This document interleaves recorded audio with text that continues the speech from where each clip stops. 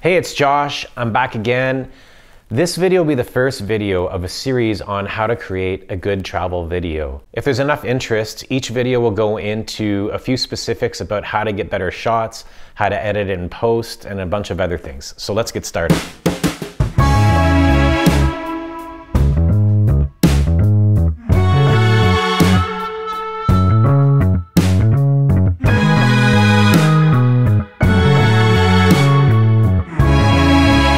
So I get this message a lot. Somebody will DM me saying that they have a plane ticket booked to go on a vacation and they want to know if they have the right gear, the right lenses to make a good travel video. And also, how are they going to film this travel video? So I'll start with some basic things that will help you while you're on your vacation to make a better travel film. So the first thing is, don't worry too much about gear. I recently just made a video on minimalist gear. You can check it out right up here, where I shot in Colombia with an RX100 and a gimbal and a drone.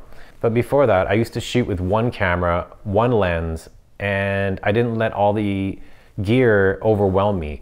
I focused on getting good shots, making good relations with people so that I could get closer to them and film them. So I would say just don't worry about the gear so much. Work with what you have and learn what you have. I used to shoot only on a 50mm. I did that for over a year. And then I switched to a 28mm and I shot with that for over a year. Now I was also doing client work with that. I had other lenses, but pretty much 99% of the time I shot with those lenses. I learned those focal lengths. You can shoot with an iPhone these days and make a travel video. So don't get overwhelmed by the gear. Try to use a basic setup, a minimalist setup, especially if you're just starting out. Don't go spend all your money on something that you probably don't need yet.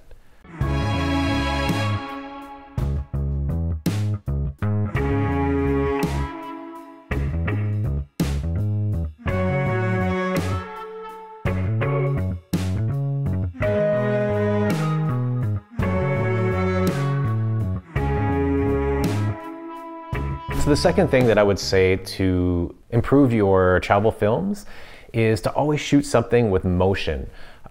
Without motion, it's just a picture. So, shoot from moving vehicles, shoot people that are doing things where there's action for a few reasons. First of all, it's more interesting. And secondly, people don't pay attention. If people are playing soccer or people are hammering away at something and you're filming them very closely, usually they don't pay attention to you. They're not looking at the camera, they're working, they're busy doing something. So try to get close on people who are moving. Shooting from vehicles is a really good way of capturing landscapes as well as introducing movement and finding unique things that you would never see otherwise, that you couldn't film from the side of a road. In those cases, I would shoot in slow motion. There's a lot of throwaway footage when I'm shooting from a vehicle, but more often than not, I usually get a diamond in the rough, something that I'll use in the end. And again, because of the motion, it makes it very interesting, and I always shoot in slow-mo. So try to shoot slow-mo from the car, and if you can, get your window open. And also try to film something that is unique to that location. A travel video should show a new insight into a place or a destination that enlightens the viewer. Something that will show the viewer something new about that location that maybe they didn't know about, or maybe you're showing it in a different way, or maybe you're showing it in a way that people will really like.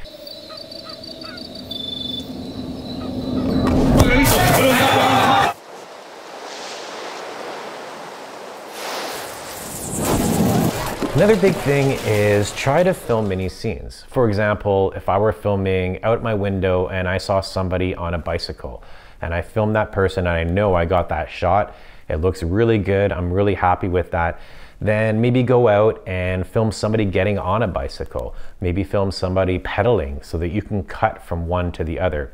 Or maybe film a whole bunch of scenes with people on bicycles so that you can cut from one to the other. You always have to be thinking about the shots that you have and the shots that you want to get.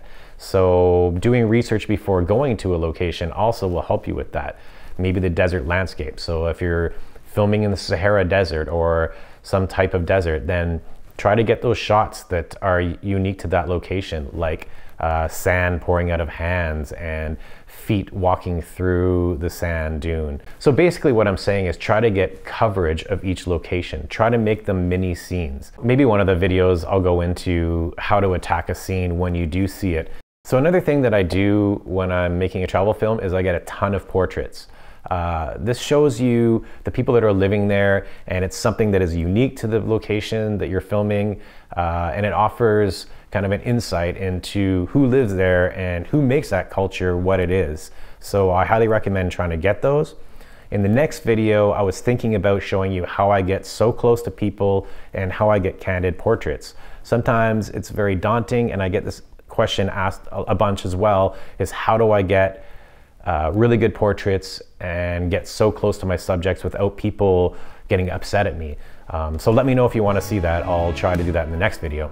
Yeah, so that's it, but this is just a start. This is the first video of hopefully many. I hope you get the chance to subscribe and turn notifications on. Please let me know what you think in the comments and what you want to see, and I'll try to get more videos out like these soon. Later.